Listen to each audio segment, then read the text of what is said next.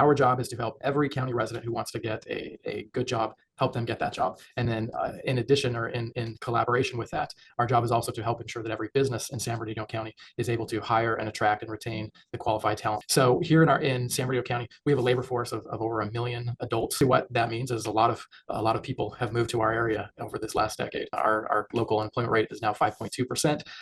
As of the end of 2023, so about 6 months ago, we had just over 840,000 jobs in San Bernardino County. And I highlight that because obviously if we have a labor force of more than 1 million, but we only have 842,000 jobs in our county, right? The transportation logistics sector is one of the largest employment sectors here in San Bernardino County and the Inland Empire region. We consistently, have about 130,000 jobs here in San Bernardino County related to the transportation and logistics industry. What I want to highlight here is because these last couple of years, a lot of our businesses have really struggled to find the qualified workforce they needed. So what you see here in this graph is reflected is a comparison of job postings versus our unemployment rate. And you can see there, the orange line reflects the number of unemployed individuals, and the blue line reflects the number of job postings. We work with individuals and companies who are experiencing layoffs. The WARN Act, basically that requires any business who's laying off individuals, they're required to notify me and my team so that we can go in and begin to help those people and help that transition process and help them become reemployed as quickly as possible. Just last year, we trained over 200 individuals to receive their Class A truck driver's license.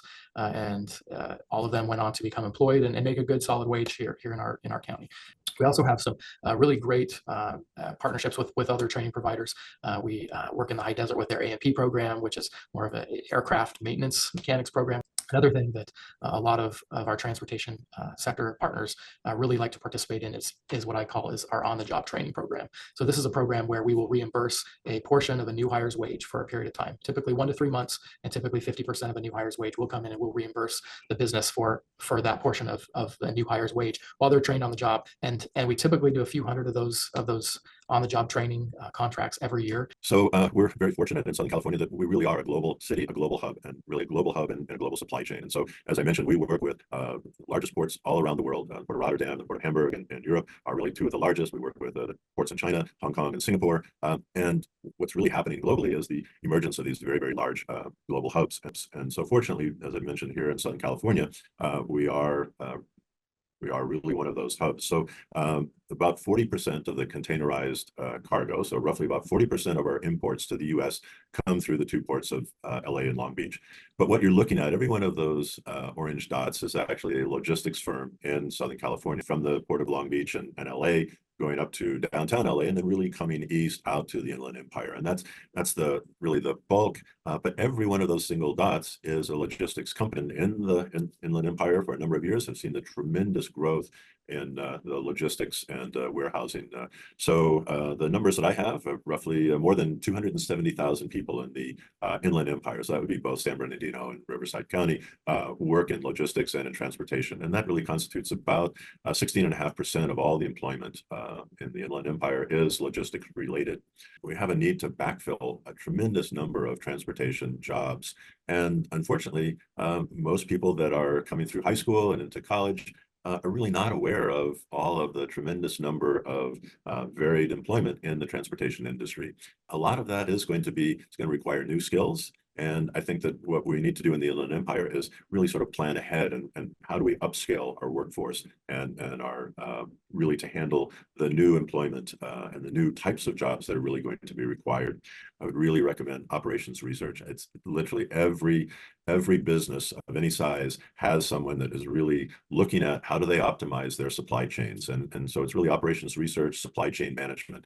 And the average salary is well over $200,000. Supply chain managers, again, just for California, the average salary is about $139,000. Warehousing is going to become more and more automated, requiring fewer and fewer workers. People who understand the automation technology that will actually be the ones that were running these very, very large warehouses. Logistics management specialist, again, some very well-paying careers, not all of them really requiring full college degrees. Surveyors, again, the average salary here in California is about 109,000, or a surveyor technician about 90,000. We need to develop a much more diverse and technically trained workforce to really sort of fill these new emerging job categories. Technology is moving so rapidly.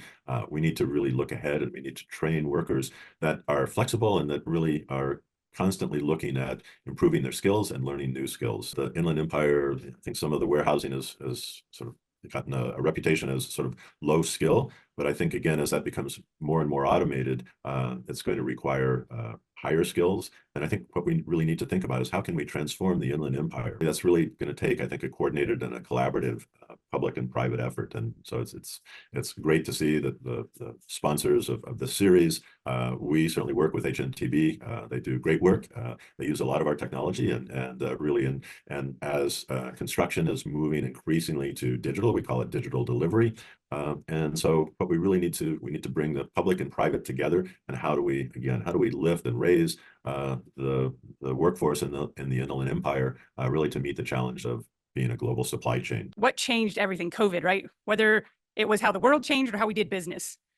So unfortunately, due to COVID, we had a reduction in services. So we did some layoffs, which we thought were temporary. Unfortunately, a good portion of our employees didn't want to come back for whatever reason that was.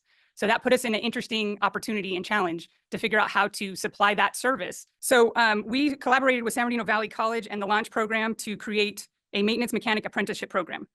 Apprentices are a temporary employment for 1 year to 2 years.